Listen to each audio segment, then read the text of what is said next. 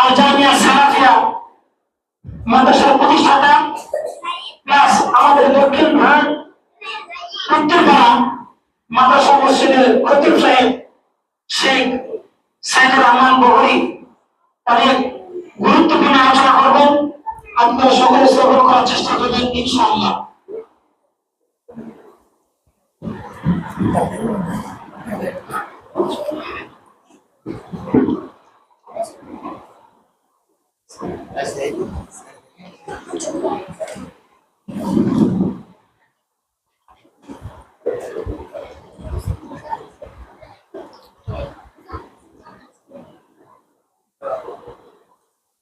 السلام عليكم ورحمة الله وبركاته. إن الحمد لله نحمده ونستعينه ونستغفره ونعوذ بالله من شرور أنفسنا ومن سيئات أعمالنا. من يهده الله فلا مضل له ومن يضلله فلا هادي له. وأشهد أن لا إله إلا الله وحده لا شريك له.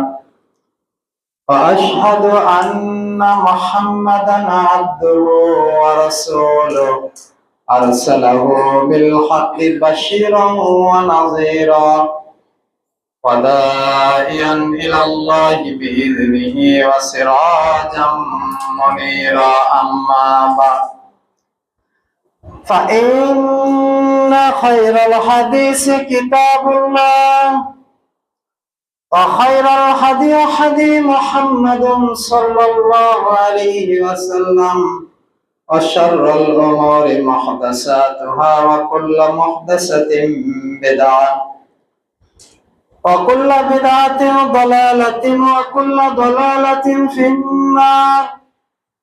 أو كما قال الله تعالى في القرآن المجيد وفي فرقانه الحميد بعد أعوذ بالله من الشيطان الرجيم. بسم الله الرحمن الرحيم. يا أيها الذين آمنوا اتقوا الله وقولوا قولا سديدا يصلح لكم أعمالكم ويغفر لكم ذنوبكم ومن يطع الله ورسوله فقد فاز فوزا عظيما. عن أبي هريرة رضي الله تعالى عنه قال قال رسول الله صلى الله عليه وسلم هذا أهل القرآن هم أهل الله وأصحابه. رواه مسند أحمد سندا صحيح. আলহামদুলিল্লাহ, যাবতীয় প্রশংসা গুণগান সিদ্দসানা শুকরিয়া সিজদা সেই মহা মহিয়ান গরিয়ান আল্লাহ সুবহানাহু ওয়া তাআলার দরবারে, যে আল্লাহ সুবহানাহু ওয়া তাআলা কামার দহপাড়া মক্তবের উদ্যোগে এই হালাকায় আমাদেরকে যথাসময়ে এসে সাফল্য মণ্ডিত করার তৌফিক দান করেছেন। সেই রব্বুল আলামিনের দরবারে শুকরিয়া জ্ঞাপন করে বলি আলহামদুলিল্লাহ। সালাত এবং তাসলিম শান্তি বর্ষিত হোক নবী মুহাম্মদুর রাসূলুল্লাহ সাল্লাল্লাহু আলাইহি ওয়াসাল্লামের প্রতি, যার আনিত জীবন ব্যবস্থা ইসলামকে মেনে নেওয়া ছাড়া পৃথিবীর আদমের ছেলে মেয়েদের কোনো উপায় নেই। সে নবীর উপরে দরুদ সালাম শান্তির বাড়ি দ্বারা বর্ষিত হোক। আল্লাহুম্মা সাল্লি আলা মুহাম্মদ, আল্লাহুম্মা সাল্লি আলাইহি, আল্লাহুম্মা বারিক আলা। সম্মানিত দিনী মুসলিম ভাই, জবানিকার আড়ালে মা এবং ভগ্নীগণ, আজকে এরকম একটা প্রোগ্রামে আপনাদের সামনে উপস্থিত হতে পেরে সত্যিকারের পক্ষে আমি আল্লাহর শুকরিয়া জ্ঞাপন করতেছি। আলহামদুলিল্লাহ। আপনারাও আল্লাহর শুকরিয়া জ্ঞাপন করেন যে আল্লাহ সুবহানাহু ওয়া তাআলা এই ধরনের একটা মাজলিসে আমাদেরকে কবুল করেছেন, আলহামদুলিল্লাহ। এটা এমন একটা মাজলিস যেই মাজলিসের গুরুত্ব পৃথিবীতে সবচেয়ে বেশি। পৃথিবীতে এই ধরনের মাজলিসের থেকে অন্য কিছু আর বেশি গুরুত্বপূর্ণ নয়। এই মাজলিসের গুরুত্ব যত বেশি, এটা এই জন্য যে এখানে আল্লাহ সুবহানাহু ওয়া তাআলার জাতে পাক পবিত্র কালামকে শিক্ষা দেওয়ার ব্যবস্থা করা হয়েছে, আলহামদুলিল্লাহ। এটা এমন একটি মাজলিস যেখানে আল্লাহ সুবহানাহু ওয়া তাআলার সত্তা, তার কালামকে পাঠ করা হয়, যেখানে আল্লাহ সুবহানাহু ওয়া তাআলার কথাকে উচ্চারিত করেন আল্লাহ সুবহানাহু ওয়া তাআলা তার আদম সন্তানের মাধ্যমে, যেখানে আল্লাহ সুবহানাহু ওয়া তাআলার কালামে পাককে শেখানো হয়, যেখানে আল্লাহ সুবহানাহু ওয়া তাআলার কালামে পাককে মানুষের মধ্যে, বাচ্চাদের মধ্যে, বড়দের মধ্যে লালন করানোর উদ্দেশ্যে, শেখানোর উদ্দেশ্যে, জীবন পরিচালনার উদ্দেশ্যে বাস্তবায়ন করার জন্য এই প্রোগ্রাম উপস্থিত হয়েছি আমরা। সম্মানিত উপস্থিতি হাজিরিন, এই মাজলিসের গুরুত্ব এত বেশি, পৃথিবীর মধ্যে যত মাজলিস রয়েছে তার থেকে এই মাজলিসের গুরুত্ব বেশি। এই জন্য আল্লাহ নবী সাল্লাল্লাহু আলাইহি ওয়াসাল্লাম বলেছেন, ওকাবা ইবনে আমর রাদিয়াল্লাহু তাআলা বলেন, রাসূল সাল্লাল্লাহু আলাইহি ওয়াসাল্লাম একদা তার হুজরা ঘর থেকে বের হয়ে আহলে সুফা বারান্দাতে যারা বসবাস করেন তাদের সামনে আসলেন। আসার পরে এইবার তিনি বলতেছে, শোনো, তোমরা কেউ কি ওই আকিক এবং বোধান বাজার থেকে একটি লাল কুচওয়ালা উট সকাল সকাল ক্রয় করে আনবে, নিয়ে আসবে, এমনি নিয়ে আসবে, অথচ কারোর সাথে দ্বন্দ্ব করবে না, কারো থেকে ছিনিয়ে নেবে না, আত্মীয়তার সম্পর্ক নষ্ট করে নেবে না, বাজারে যাবে এমনি নিয়ে চলে আসবে। তখন সাহাবীগণ বললেন, ইয়া রাসূলুল্লাহ, এটা কি সম্ভব?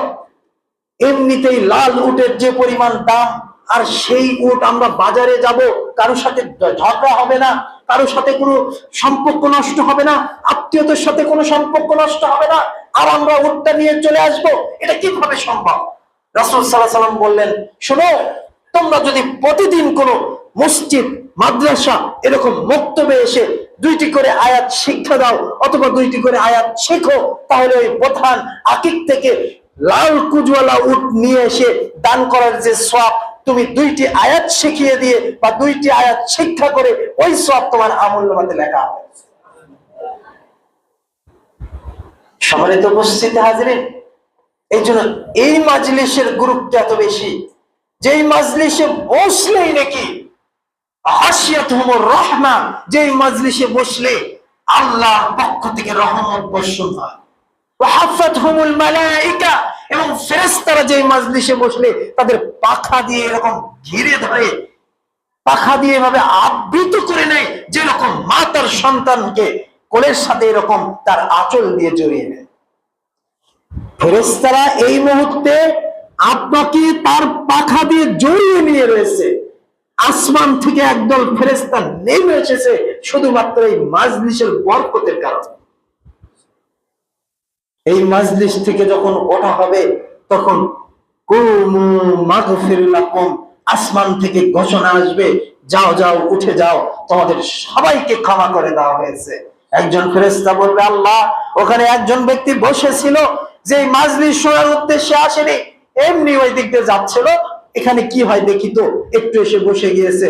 আল্লাহ সুবহানাহু ওয়া তাআলা তখন ডাক দিয়ে বলবে, শোনো, ওটা এমন একটি মাজলিস যেখানে আমার কালামে পাক তেলাওয়াত করা হয়েছে, আমার বরত্ব ঘোষণা করা হয়েছে, আমার মর্যাদা ঘোষণা করা হয়েছে, এই কারণে ওই মাজলিসে যারাই বসেছে তাদের সবাইকে ক্ষমা করে দাও।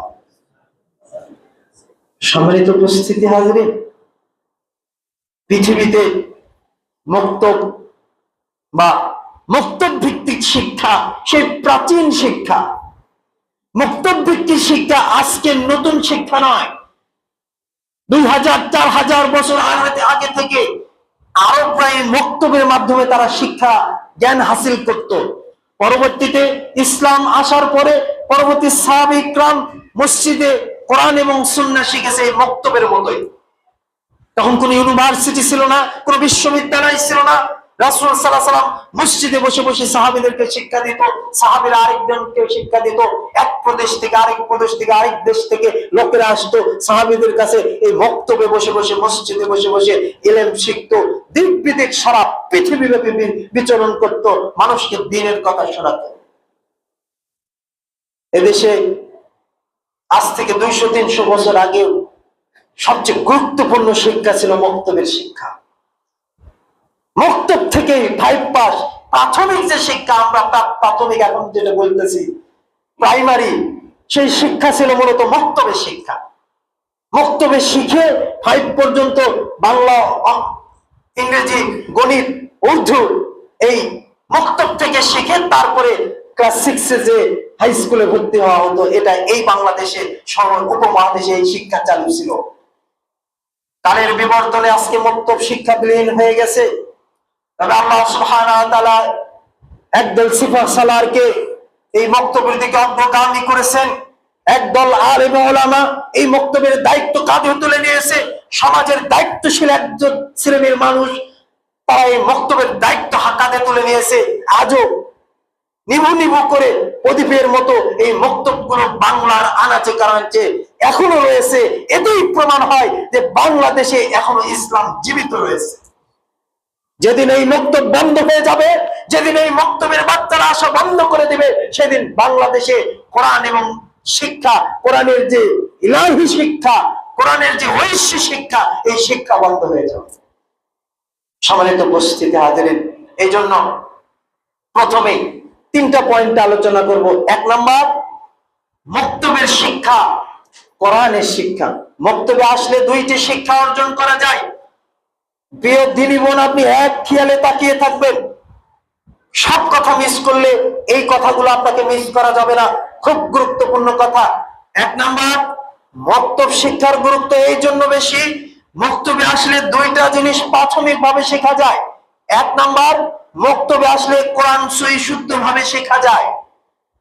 2, মক্তবে আসলে সালাতের রীতি পদ্ধতি শেখা যায় এবং সালাতের মধ্যে যে সকল দোয়া পড়ানো হয়, মক্তবের ছোট ছোট বাচ্চারা একসাথে সমট সুরে সুবহানা রাব্বিয়াল আলা, সুবহানা রাব্বিয়াল আযীম, আল্লাহুম্মা বাইদ বাইনা ওয়া বাইনা খাতায়ায়া, এভাবে সানা, তাসবিহ, তাহলিল, জিকির, আজকার গুলো শিখতে থাকে। মক্তবের গুরুত্ব এই জন্য বেশি যে মক্তবে আপনার বাচ্চা কোরআন সহি শুদ্ধভাবে শিখবে। মক্তবে আপনার বাচ্চা সালাত শিখবে, নামাজ শিখবে, যেটা পৃথিবীর জমিনে সবচেয়ে বড় ইবাদত। এর থেকে বড় ইবাদত পৃথিবীর জমিনে আল্লাহর সাথে কথোপকথনের অন্য কোনটা নেই। সালাত হচ্ছে বান্দা এবং আল্লাহর মধ্যে সাক্ষাৎ, বান্দা এবং আল্লাহর মধ্যে কথোপকথন। বান্দা কথা বলে আলহামদুলিল্লাহি রাব্বিল আলামিন, আল্লাহ বলে হামিদানি রব্বি, হামিদানি আব্দি। বান্দা আমার প্রশংসা করেছে, বান্দা আমার গুণগান করেছে। এভাবে বান্দা এবং আল্লাহর মধ্যে কথোপকথনের মাধ্যম হচ্ছে সালাত। মক্তবে আসলে আপনার ছেলে, আপনার মেয়ে, আপনার ভাগ্নি, আপনার ভাতিজি, তারা আল্লাহর সাথে কথোপকথন শিখবে।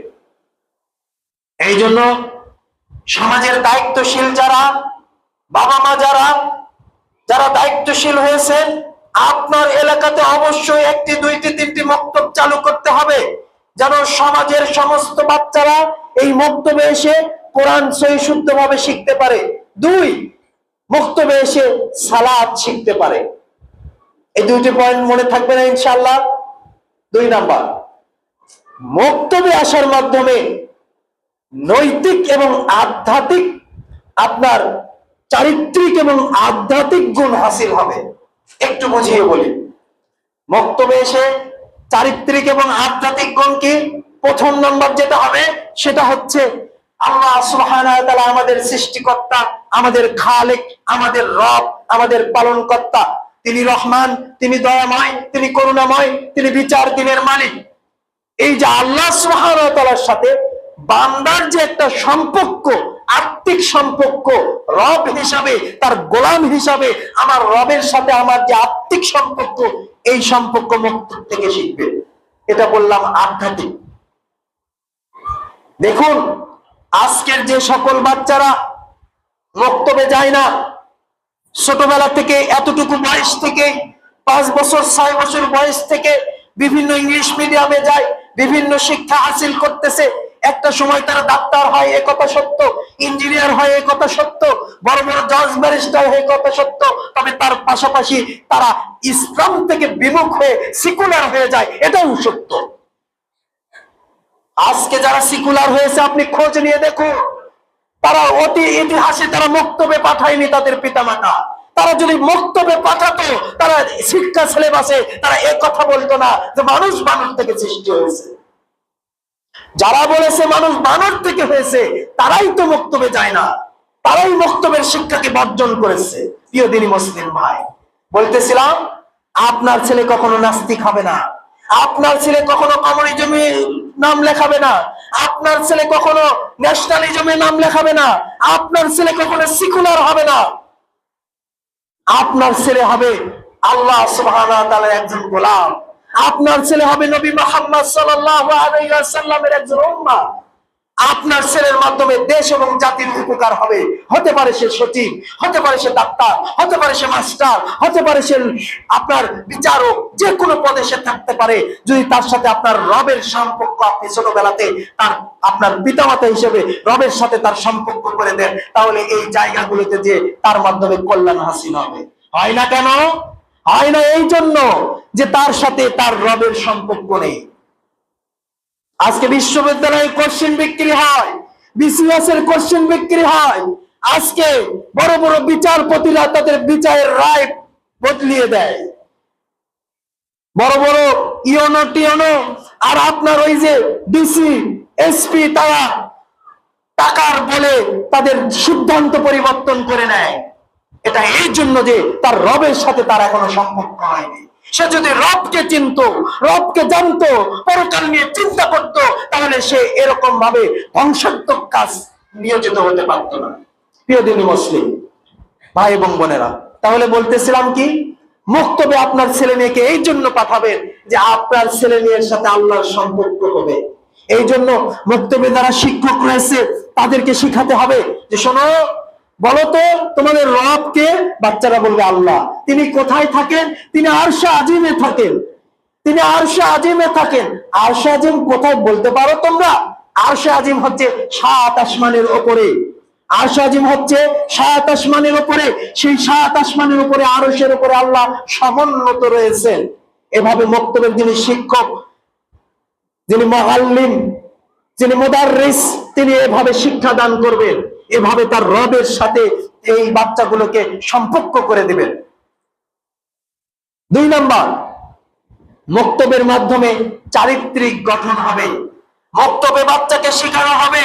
মহান আল্লাহ সুবহানাহু ওয়া তাআলা কোরআনুল কারীমে ঘোষণা দিয়েছেন, ওয়াকুলু কাওলান সাদীদা। হে মুসলিম সমাজ, হে মুসলিমরা, মুমিনরা, তোমরা সত্য কথা বলো।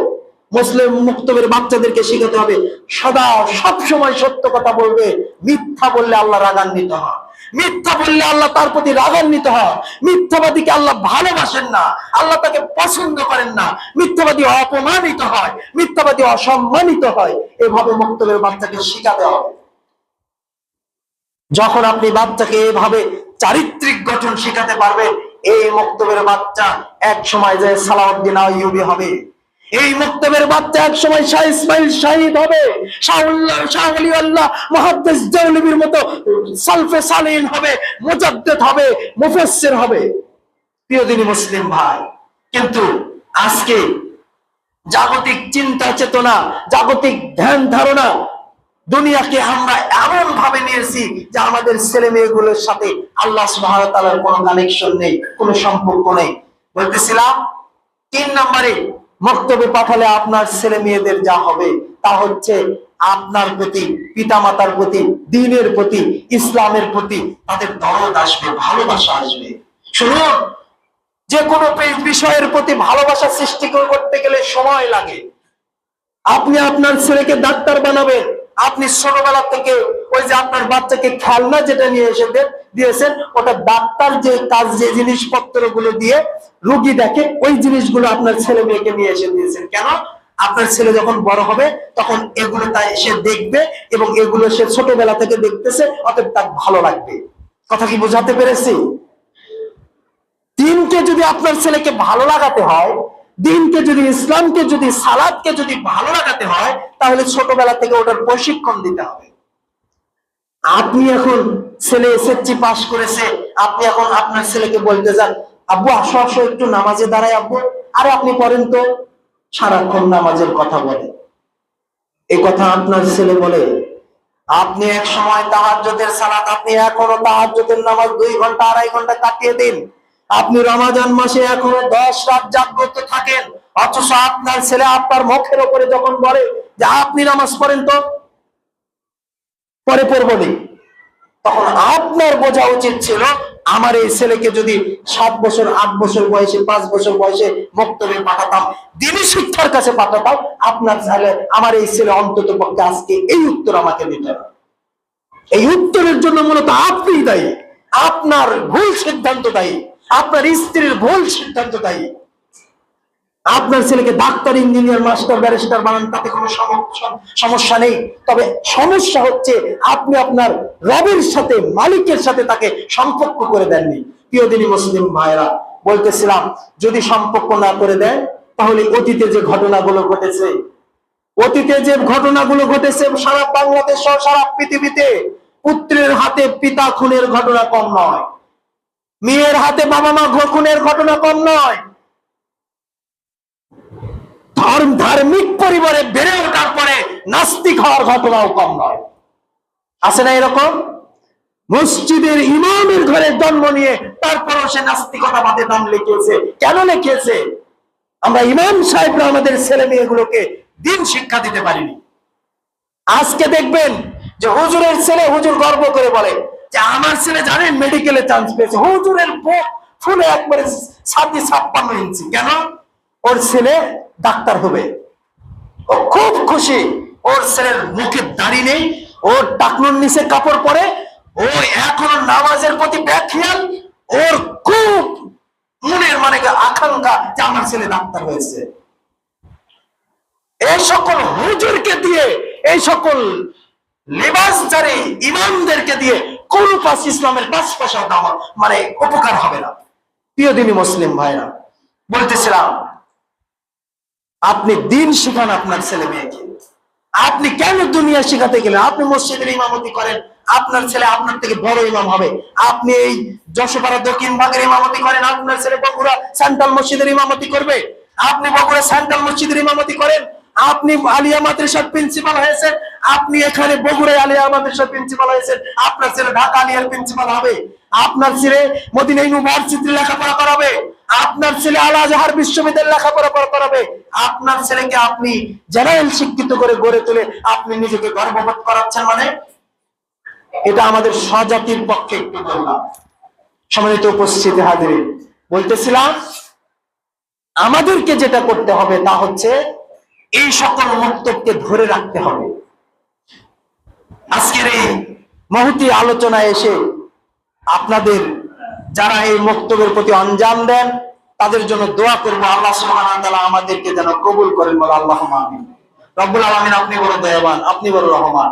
এখানে যারা আমরা উপস্থিত হয়েছি, যারা এই মক্তবকে চালিয়ে নিচ্ছি, আমাদের নিয়তগুলোকে পরিশুদ্ধ করে আমাদের এই কাজগুলোকে আপনি কবুল করুন।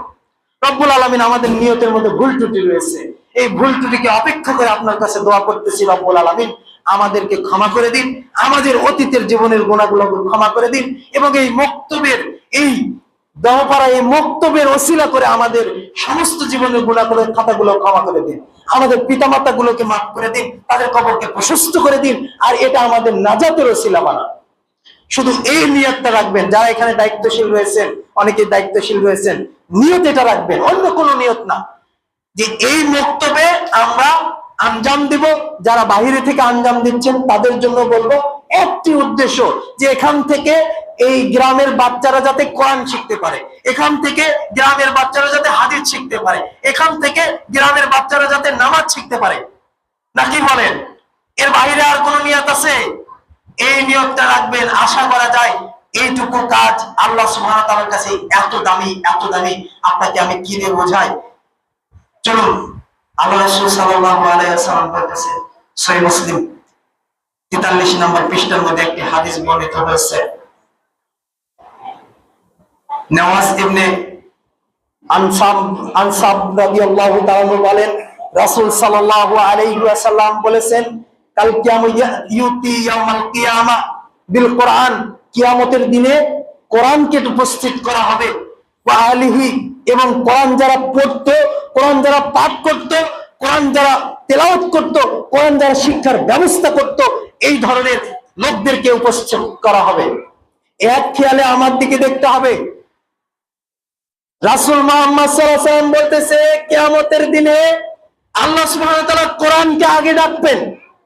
কোরআনকে ডাকার পরে এই কোরআন যারা তেলাওয়াত করত, এই কোরআন যারা আমল করত, এই কোরআন যারা শিখার জন্য ব্যবস্থা করত, তাদেরকে ডাকবেন, উপস্থিত করবেন। উপস্থিত করার পরে আল্লাহ সুবহানাহু ওয়া তাআলা এখন বলবেন, কোরআন, এই ব্যক্তি তুমি কি করেছো জীবনে, তার থেকে হিসাব নেওয়া শুরু করবে। যেই মাত্র হিসাব নেওয়া শুরু করবে, কোরআন এসে সামনে দাঁড়াবে। বিশেষ করে কোরআনুল কারীমের সূরা বাকারা আর সূরা আল ইমরান ওই ব্যক্তির সামনে এসে দাঁড়িয়ে যাবে। ফাহাজাতুহু ওয়া আসহাবিহি, এরপরে ওই কোরআন পাঠকারীর জন্য আল্লাহর কথাগুলোর জবাব দিবে ওই ব্যক্তিকে যে প্রশ্ন করা হচ্ছে। প্রশ্ন করা হচ্ছে, তুমি কি সালাত আদায় করেছিলে? কোরআন বলতেছে, হ্যাঁ, এই ব্যক্তি সালাত আদায় করেছে। তুমি কি সিয়াম পালন করেছিলে? কোরআন বলবে, এই ব্যক্তির নামাজ সিয়াম পালন করেছে। তোমার উপর হজ ফরজ করা হয়েছে, তুমি কি হজ করেছে? কোরআন বলে, হ্যাঁ হ্যাঁ, এই ব্যক্তি হজ করেছিল। তুমি কি কোরআন যথাযথ আমল করেছে? কোরআন বলে, হ্যাঁ হ্যাঁ, এই ব্যক্তি কোরআন আমল করেছে। কথা মনে হয় আমি বুঝাতে পারিনি। কে বলবে বলেন তো? জবাবটা কে দিবে? কোরআন দিবে। বিশেষ করে সূরা বাকারা দিবে আর আল ইমরান দিবে। সহিহ মুসলিম প্রথম খণ্ডে 43 নম্বর পৃষ্ঠার মধ্যে হাদিসটি সুন্দর করে বর্ণনা করা রয়েছে। কোরআন আপনার হয়ে আল্লাহর সঙ্গে কথা বলবে। সুবহানাল্লাহ, সুবহানাল্লাহি বিহামদিহি, সুবহানাল্লাহিল আযীম। যুবক ভাইরা, ছোট বাচ্চারা যারা এখানে উপস্থিত হয়েছে, তোমরা যারা কোরআন পড়ো, তোমাদের জন্য কাল কিয়ামতের ময়দানে আল্লাহর সামনে কোরআন দাঁড়িয়ে কথা বলবে। আমাদের জন্য কোরআন দাঁড়িয়ে আল্লাহর সামনে আমাদেরকে আল্লাহ যে প্রশ্ন করবে, আমরা চুপ করে দাঁড়িয়ে থাকবো, কোরআন আমাদের হয়ে কথা বলবে। এটা চাই কিনা? আমরা সকলেই চাই, তাই না? এই জন্য একটা কাজ করতে হবে, গভীর রাতে যখন সবাই ঘুমিয়ে যাবে তখন কোরআন তেলাওয়াত করতে হবে। আজকে 5টা আয়াত পড়লে ওই 5টা আয়াতের উপর আমল করতে হবে। আগামীকাল আবার যে 5টা আয়াত পড়তেছেন, এটা বড়দের জন্য বলতেছি। আপনি সারা জীবন কোরআন তেলাওয়াত করলেন, সারা জীবনই বিড়ি সিগারেট খেলেন, কাজ হবে? সারা জীবন কোরআন তেলাওয়াত করলেন, সারা জীবন সুদ ঘুষ খেলেন, কাজ হবে? তার মানে আপনি কোরআন আমলকারী নন। আপনার জন্য শাস্তি আরো কঠিন রয়েছে। সম্মানিত উপস্থিত হাজিরিন, এই জন্য বলতেছি যে কোরআন আপনার হয়ে কথা বলবে। আজকে যারা এখানে উপস্থিত রয়েছি, যারা কোরআন তেলাওয়াত করি, এই কোরআনই আপনার জন্য কবরের মধ্যে আপনার আযাব থেকে কোরআনই আপনার জন্য হেফাজতের ব্যবস্থা করবে। আয়েশা রাদিয়াল্লাহু তাআলা বলেন, রাসূল সাল্লাল্লাহু আলাইহি ওয়াসাল্লাম বলেছেন, যে হাদিসটি সহিহ মুসলিমের 2110 নম্বর হাদিস। রাসূল সাল্লাল্লাহু আলাইহি ওয়াসাল্লাম বলেন যে যারা সুন্দর করে কোরআন পড়তে পারে, একেবারে সুন্দর করে সুমধুর কণ্ঠে তেলাওয়াত করতে পারে, তোমরা যারা বাচ্চারা কোরআন সুন্দর করে পড়তে পারো, কাল কিয়ামতের ময়দানে আমাদের ডানে মানে যে কিরামান কাতিবিন ফেরেশতা, সম্মানিত ফেরেশতারা রয়েছে, তাদের একটা বিশাল কাতার হবে। এই কাতারের সাথে ওই ব্যক্তিরা থাকবে যারা সুন্দর করে কোরআন তেলাওয়াত করতে পারে।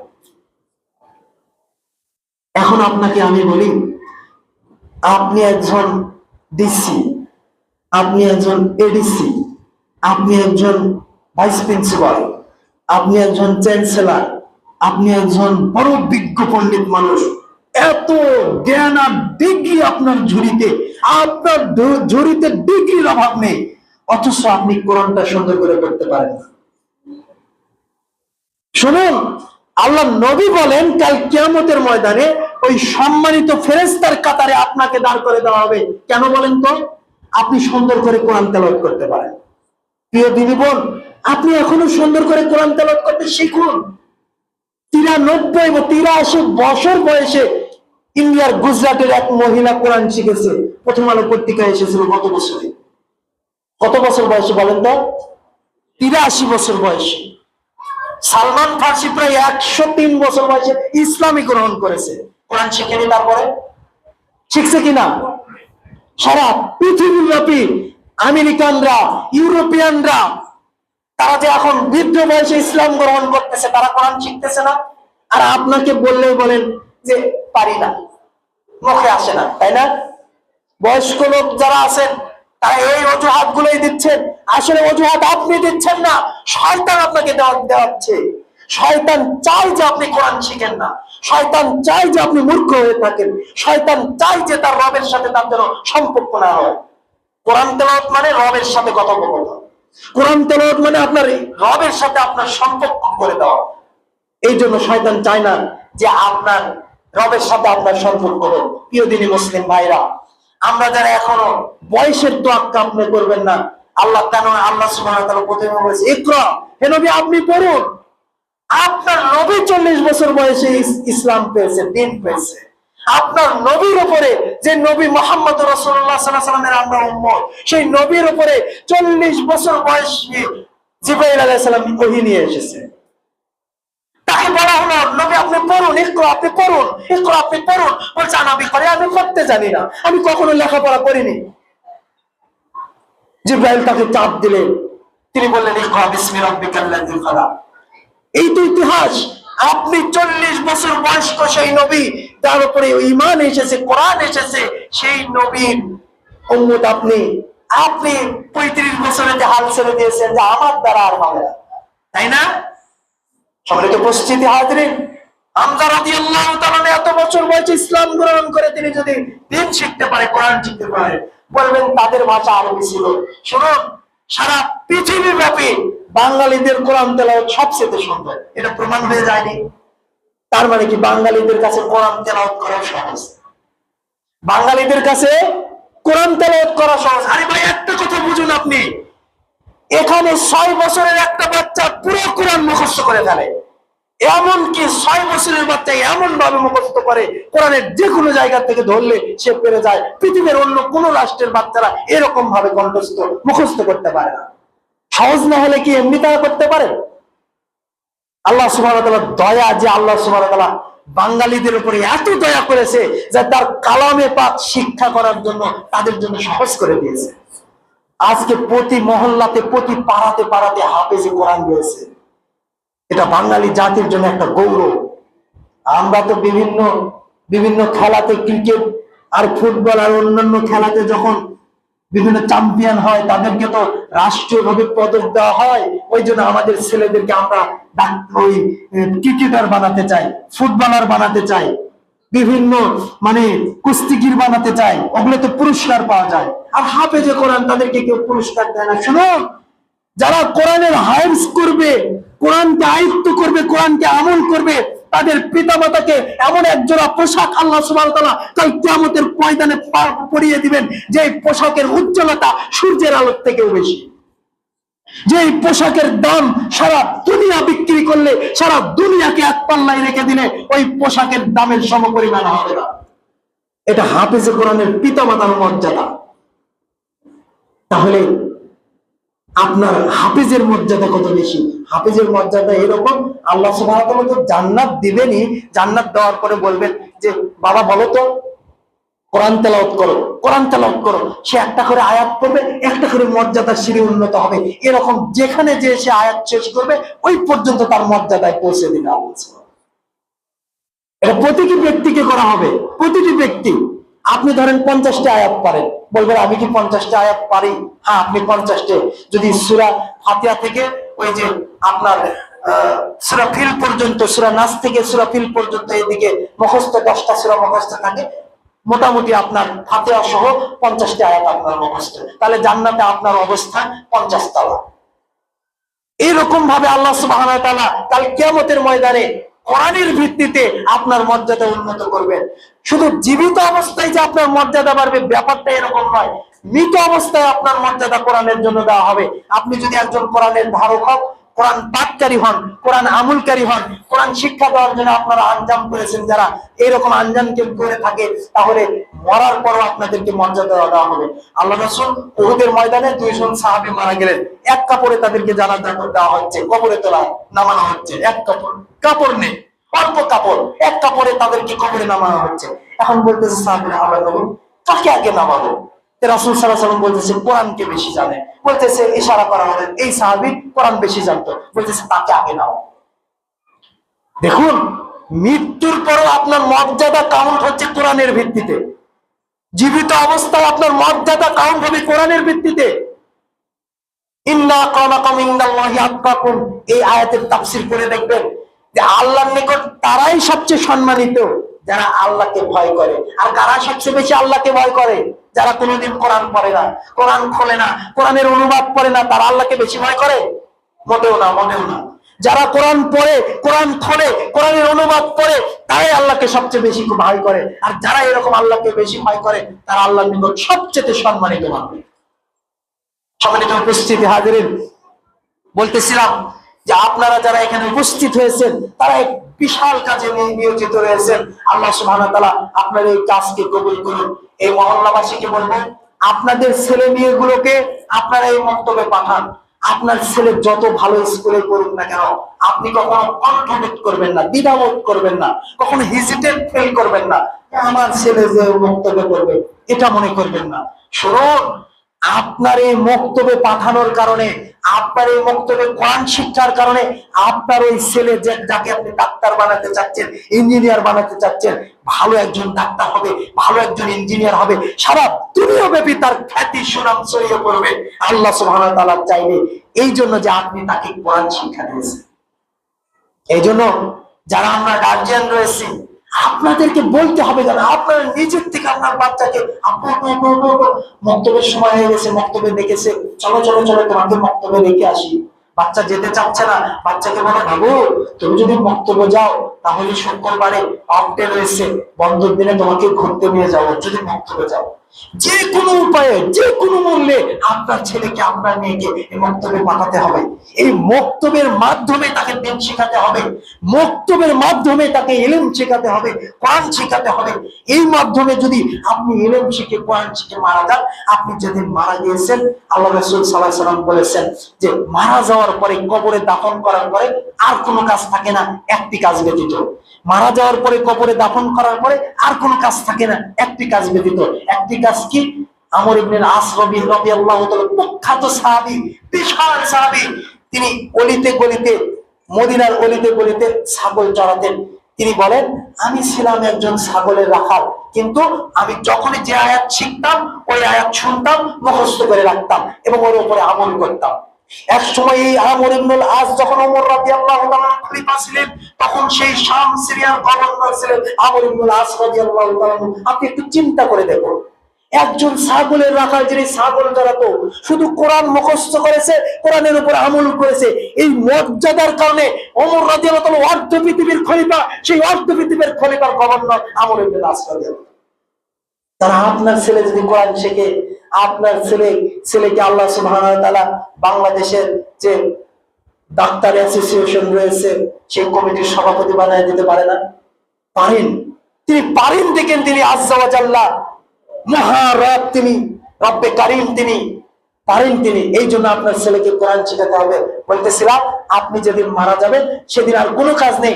এই আমর ইবনে আস রাদিয়াল্লাহু তাআলা বলতেছে তার ছেলেদেরকে ডেকে বলতেছে, বাবারা শোনো, আমি আমার ব্যাপারে আশঙ্কা করি যে আমাকে যখন ওই মুনকার নাকির এসে জিজ্ঞাসা করবে যে বলো তো তোমার রবকে, আমি তখন কি যে জবাব দেব, কি বলতে যে কি বলবো, আমার বড় ভয় হয়।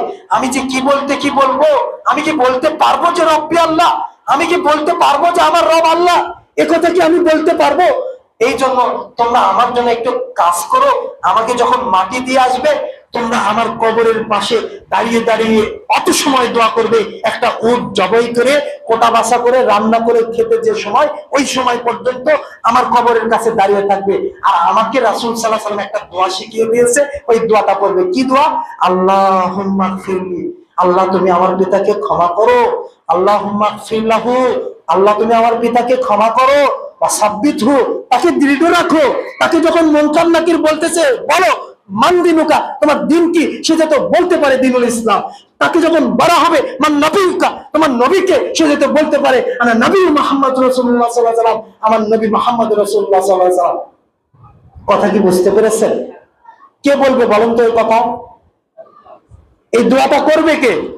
আপনার ছেলে করবে, আপনার ভাইয়ের ছেলে করবে। আপনার ছেলে নেই, আপনার ভাইয়ের ছেলেকে বলবে, বাবা আমি যখন মারা যাব আমার জন্য এই দোয়া করবে। সবাই চলে যাবে, তুমি দাঁড়িয়ে দাঁড়িয়ে কবরের পাশে 1 ঘন্টা 2 ঘন্টা 3 ঘন্টা করবেন। 3 ঘন্টা একটা উট জবাই করে রান্না করে খেতে কত সময় লাগে আপনি জানেন? কমপক্ষে 2 ঘন্টা সময় লাগে।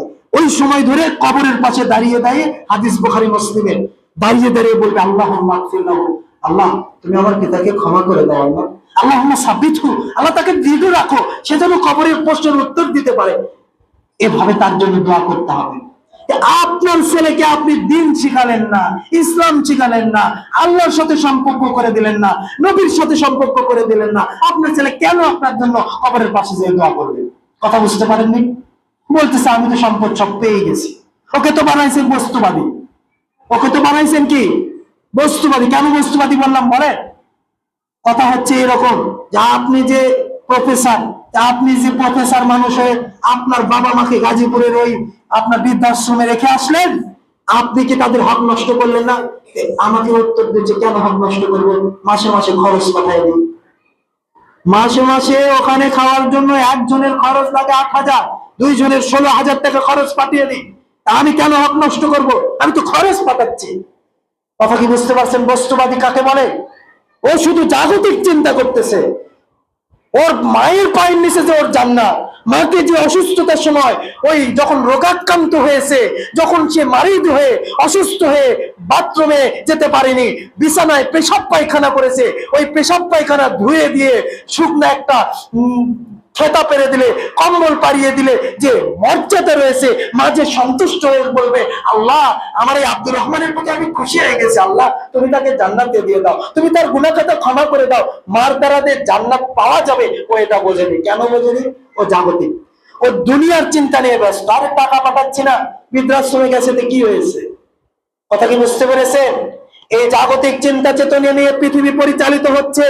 ইউরোপ, আমেরিকা সহ সারা পৃথিবী ব্যাপী এখন পিতামাতা যখন বৃদ্ধাশ্রমে মানে বয়স হয়ে যাচ্ছে, তখন তাদেরকে ওল্ড হোমে পাঠানো হচ্ছে, বৃদ্ধাশ্রমে পাঠানো হচ্ছে। এটা এই জন্য হচ্ছে যে তাদেরকে দিন শেখানো হয়নি, তাদেরকে ইসলাম শেখানো হয়নি।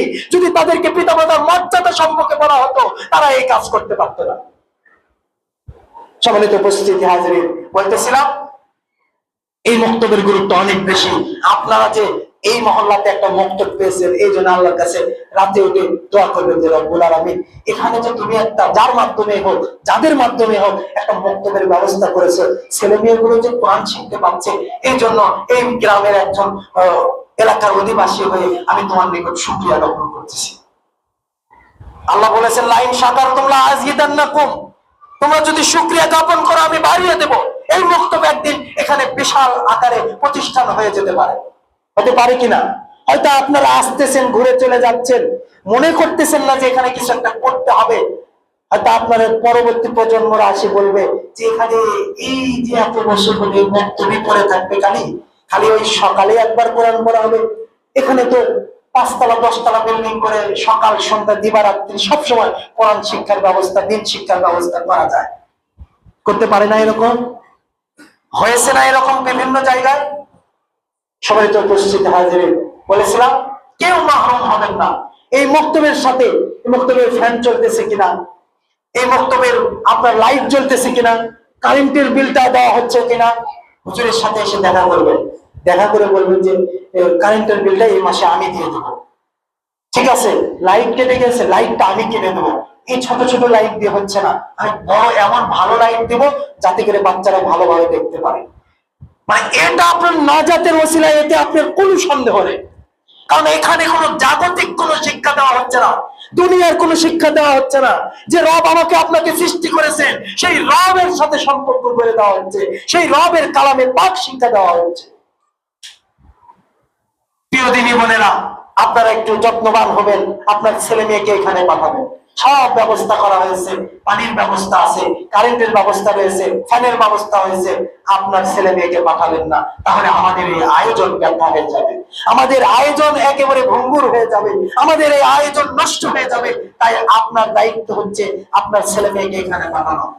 আপনার দায়িত্ব হচ্ছে সকালবেলা ফজরের সালাত পড়ে বাবাকে বলা, আব্বুকে ওই বাস্তব পর্যন্ত আপনাকে নিয়ে এসে যে যাও বাবু ওই বক্তব্যে যাও, যখন শেষ হবে আবার আমি আসবো, এসে তোমাকে নিয়ে যাব। এরকম যদি করতে পারেন, আশা করা যায় যে আপনার পেট থেকে যে বাচ্চাটা হয়েছে এই বাচ্চাটা আদর্শবান একজন বাচ্চা হবে, একজন নৈতিকতা, ইসলামী নীতি নৈতিকতা নিয়ে গড়ে উঠবে। আল্লাহ সুবহানাহু ওয়া তাআলা কবুল করুন, বলা আল্লাহুম্মা আমিন। রব্বুল আলামিন, আপনি বড় দয়াবান, আপনি বড় রহমান। ভাঙাচোরা ভাবে যে কথাগুলো বলেছি আমাদের সকলকে আমল করার তৌফিক দান করুন রব্বুল আলামিন। আমরা যারা এখানে উপস্থিত হয়েছি তাদের গুনাহ খাতাগুলো আপনি ক্ষমা করে দিন।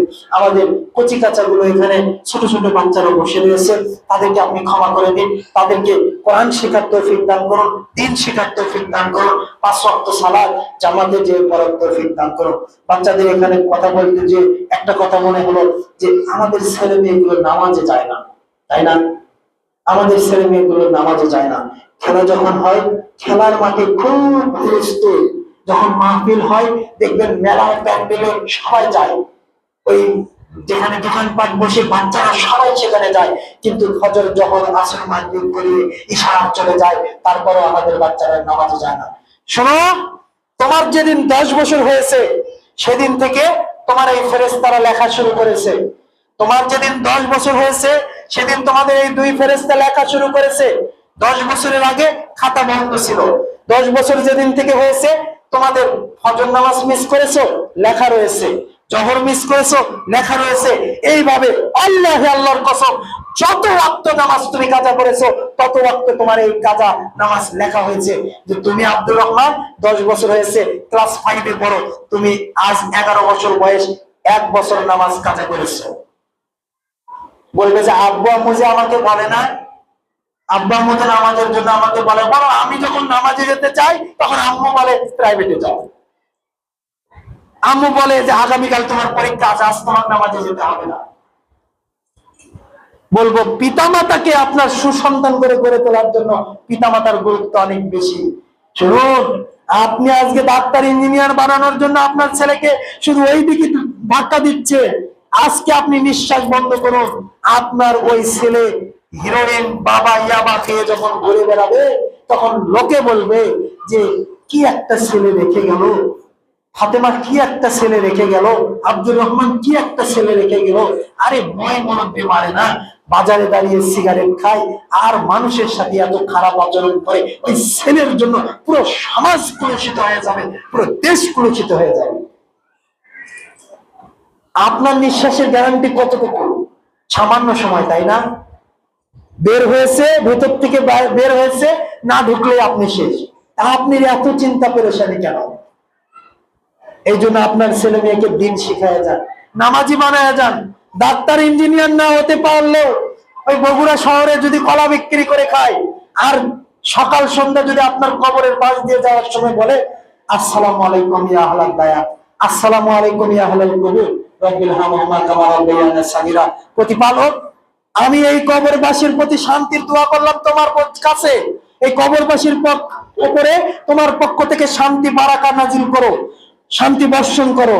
আর আমার পিতামাতা এখানে শুয়ে রয়েছে, আমার পিতামাতাকে তুমি ওইভাবে দেখো যেভাবে তারা আমাকে ছোটবেলায় দেখিয়েছিল। এই কথা বলে কবরের পাশ থেকে চলে গেল বগুড়া শহরে কলা বিক্রি করতে। বলেন তো এই ছেলেটা ভালো নাকি ওই ছেলেটা আপনার কাছে ভালো, যে ছেলে বছরে একবার ঈদুল ফিতরের দিনে এসে বলে যে বাপ মায়ের কবর জিয়ারত করতে হবে, বাপ মায়ের কবর জিয়ারত করতে হবে। এখন হুজুর কোথায়? ওই হুজুর খুঁজতেছে, ওই দক্ষিণ ভাগ মসজিদে গেছে, হাফেজ সাহেব ছুটি, হাফেজ সাহেব যখন ছুটি তখন ওই পাশে গিয়েছে, তখন হুজুরকে যায় বলছে হুজুর আমার বাবা তো মারা গিয়েছে, আমার বাবার জন্য একটু দোয়া করবেন। তো বলছে হুজুর বলতেছে আপনার বাবার জন্য আপনি দোয়া করেন। আচ্ছা আমি তো কিছু জানি না। তো বলছে আমার সাথে চলেন। যাচ্ছে যাচ্ছে যাওয়ার পর সময় বলতেছে আচ্ছা আপনি যে দোয়া করতে যাচ্ছেন উজু করা আছে? আমার তো উজু করা নাই, আমি একটু উজু করি তাহলে। তো মসজিদের কাছে নিয়ে যে হুজুর বলতেছে উজু করেন, বলছে হাত আগে ধুবে না পা আগে ধুবে? বুঝতে পারেননি? এগুলো বাস্তব কথা আপনাকে বলতেছি। যে ছেলেকে আপনি ডাক্তার বানিয়েছেন, ইঞ্জিনিয়ার বানিয়েছেন, মাস্টার বানিয়েছেন, সব ডাক্তার এরকম, আমি এটা বলতেছি না। সব শিক্ষিত মানুষ এরকম, আমি এটা বলতেছি না। কিন্তু এরকম ছেলে মেয়ে যদি দেখে যান, দুনিয়াতে কি লাভ করলেন আপনি? আপনি কি পেলেন আর আপনার ছেলে মেয়ে কি পেল? সম্মানিত উপস্থিতি, হাজির ভালো মানা বড় অনেক কথা বললাম। আপনাদেরকে সবচেয়ে বেশি গুরুত্বের সাথে এই কোরআন শিক্ষার মার্কাজটা ধরে রাখতে হবে।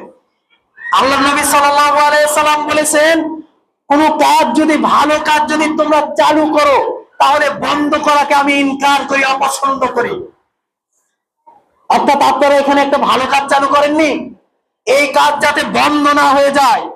আপনি গ্রামের একজন মানুষ, আপনি বলবেন আমার শ্বাস বন্ধ হওয়ার আগ পর্যন্ত এই মক্তবকে আমি ধরে রাখবো, কেউই যদি না থাকে আমি একা এই মক্তবকে নিয়ে যাব। মক্তব যাতে বন্ধ না হয়, এই প্রচেষ্টা চালাতে হবে। ভালো কাজ যাতে বন্ধ না হয়, ভালো কাজ চালু রাখার জন্য আল্লাহ নবী সাল্লাল্লাহু আলাইহি ওয়াসাল্লাম উৎসাহ দিয়েছেন।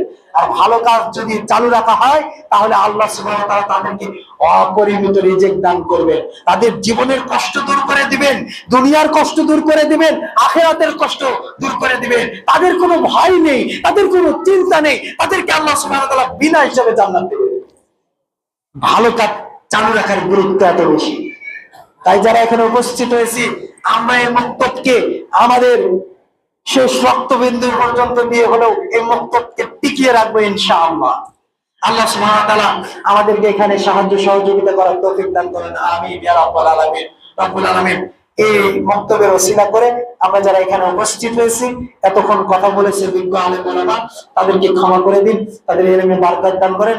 আমি কথা বলেছি, আমি ভাগাচোরা ভাবে কয়েকটা কথা বলেছি, আমার কথার ভুল ত্রুটি আপনি মার্জনা করুন। রব্বুল আলামিন আমাদের এই মহতী অনুষ্ঠানে উপস্থিত হয়ে আমাদের জীবনের সমস্ত গুনাহ খাতাগুলো ক্ষমা করে দিন। সুবহানাকা আল্লাহুম্মা বিহামদিকা আশহাদু আল্লা ইলাহা ইল্লা আনতা আস্তাগফিরুকা ওয়া আতুবু ইলাইক। আসসালামু আলাইকুম ওয়া রাহমাতুল্লাহি ওয়া বারাকাতুহু।